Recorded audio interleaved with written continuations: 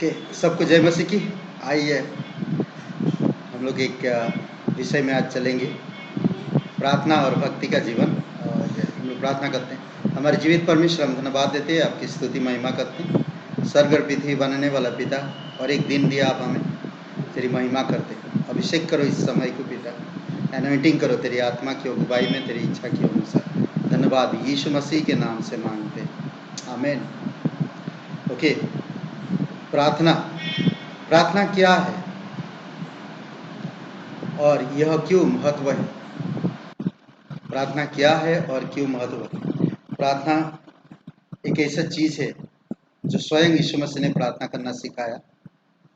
मत्ती के 6वें अध्याय में हम लोग देख सकते हैं, और पहला यूहन्ना 5वां अध्याय और वचन 14-15 में कहता, हमें उसके सामने तो यह होता है, वह यह है कि यदि हम उसकी इच्छा के अनुसार कुछ मांगते हैं तो वह हमारी सुनता है।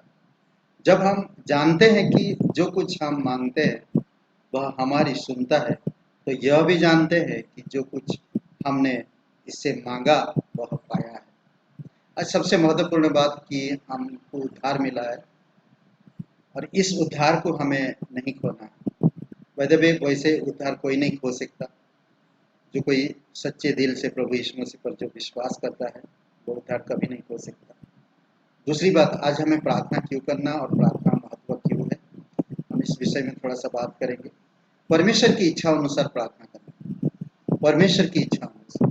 अगर उसकी इच्छा अनुसार प्रार्थना करेंगे तो वो प्रार्थना सुनी जाएगी और आपको याद होगा। याद शब्द विश्वास या भरोसा, एक साहस मिलता, हमें प्रोत्साहन मिलता है। याद शब्द ओके, परमेश्वर पर सचेतन भरोसा रखना, सचेतन, संपूर्ण, पूरी तरह से, समझदारी के साथ और विश्वास के साथ परमेश्वर पे भरोसा रखना।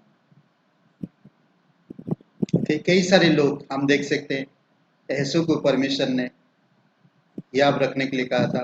पहला अध्याय वचन 18 में दाऊद राजा को हम देख सकते हैं। दूसरा शमूएल का 7 अध्याय में याद रखने के लिए कहता। पौलुस जब जेल में था, याद के साथ प्रचार करता था। याद एक ऐसी चीज है जो साहस हमें प्रोत्साहन करता, हमें प्रेरित करता। ओके, और प्रार्थना बहुत जरूरी है हमारे जीवन में। प्रार्थना ना हो तो हमारा जीवन व्यर्थ है। मसीह लोगों को प्रार्थना बहुत जरूरी है। यह एक माध्यम जिसके द्वारा हमें हमारे जीवित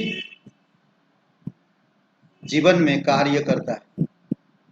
यह एक माध्यम जिसके द्वारा वह हमारे जीवन में कार्य करता है। याकूब का 5वां अध्याय 15-16 वचन में, विश्वास की प्रार्थना के द्वारा रोगी बन जाएगा। विश्वास से अगर प्रार्थना करते हैं तो रोगी बन जाता है और प्रभु उसको उठाकर खड़ा करेगा। यदि उसने पाप भी किया हो तो उसकी पाप क्षमा हो जाएगी। ये अद्भुत बात है, अद्भुत बात है। मध्यम परमेश्वर और हमारे जीवन के कार्य जो कर रहे हैं। दूसरा कुरिन्थियों का 1:8-11 में भी हम देख सकते हैं, ऐसे भारी बोझ से हम दबे हुए तब भी हम हियाव नहीं छोड़ते हैं। हम मरने पर थे, पौलुस कहता है, फिर भी वो प्रार्थना करते थे। प्रार्थना बहुत जरूरी है। प्रार्थना परमेश्वर से वार्तालाप है। फिलिपियों का 4 अध्याय 4 से 8 में प्रार्थना परमेश्वर से वार्तालाप है। आनंद रखता, हमें कोमल बनाता, हमें किसी भी बात की चिंता नहीं करने के लिए कहता, हमें हर बात में प्रार्थना में करो कहता है। हर बात में विनती, निवेदन, धन्यवाद के साथ परमेश्वर के सम्मुख आने के लिए कहता है। ये वचनों में फिलिपियों का 4 अध्याय 4 से 8 में हमारे हृदय में शांति लेकर आता है, विचार को सुरक्षित रखता है और सत्यता और उचित में हमें व्यवहार करने के लिए कहता है।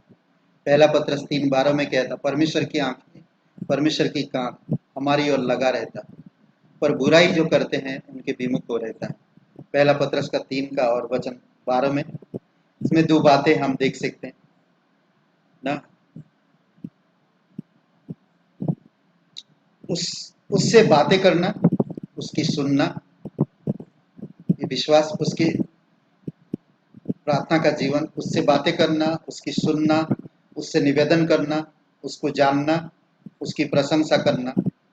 प्रार्थना हमको परमेश्वर के मन और इच्छा को जानने के योग्य बनाता है। प्रार्थना परमेश्वर की इच्छा को जानने के योग्य बनाता है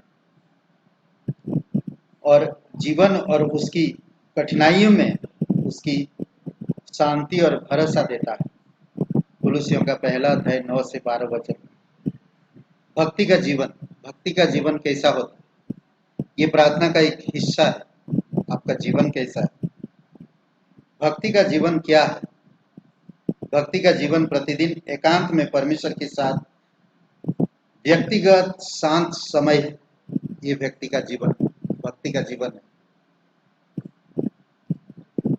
ओके। प्रार्थना कुलुसियों का 4 और वचन 2 में। प्रशंसा भजन संहिता 103, 113 और वचन 1, 2, 3 में, और भजन संहिता 145, 1, 2 में।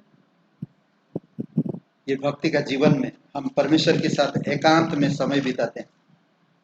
आराधना परमेश्वर का वचन कहता 95 आराधना के साथ एकांत में समय बिता सकते हैं। 95, 6, 7 में। धन्यवाद भजन संहिता 75, 1 में, और उसके वचन को पढ़ना और मनन करना प्रेरितों के काम 17, 11 में, और भजन संहिता पहला अध्याय वचन 2 में। ओके। और परमेश्वर और उसकी भलाई का प्रतीक्षा करना और भरोसा रखना भजन संहिता 119 का 97 से 104 तक, और भजन संहिता 27, 13, 14 वचन में कहता है परमेश्वर के बारे में सोचना, बार बार उसकी वचन को सोचना, मनन करना, सोचना। भजन संहिता 119, 13 से 20 में, और कुलुसियों का 3 अध्याय 15 से 17 में। ये वचन को आप पढ़िएगा और आप खुद सोचिए। ओके। आराधना करके हम परमेश्वर की महिमा कर सकते हैं। दूसरी बात हम ये देख सकते हैं कि यिर्मयाह की किताब में 9 अध्याय वचन 23 में कहता है, 23-24 में, यह परमेश्वर को जानने और उससे प्रसन्न रहने का प्रक्रिया है। एक भाग है, बोलते कि उसके साथ प्रक्रिया में रहने में एक भाग है। प्रतिदिन उसके लिए जीने के लिए नहीं, बल्कि शक्ति मिलने के लिए। बोलते कि प्रतिदिन उसके लिए जीने के लिए नई शक्ति मिलती है, हमें नई शक्ति मिलती और उत्साहित हो और बल पाते जाते हैं।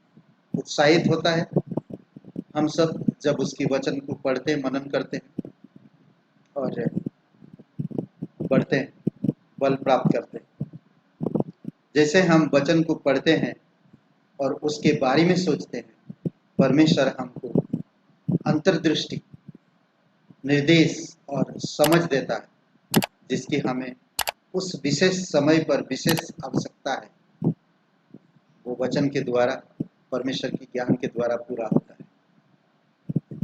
भक्ति जीवन, परमेश्वर के साथ एकांत समय बिताइए और प्रार्थना का जीवन जोड़िए। आमीन। और आइए हम लोग प्रार्थना करते हैं। बहुत बहुत धन्यवाद, आप YouTube देखते हैं, आपका आभार मानते हैं, और सब्सक्राइब करिए, लाइक करिए। आइए हम प्रार्थना करते हैं। हमारे जीवित परमेश्वर, हम धन्यवाद देते, आपकी स्तुति महिमा करते हैं। स्वर्ग और पृथ्वी बनने वाला प्रत्येक भाई बहनों को जो ये YouTube देखते हैं, प्रभु संदेश को सुनते हैं, अपने आशीष करो और अगुवाई करो। धन्यवाद यीशु मसीह के नाम से, आमीन।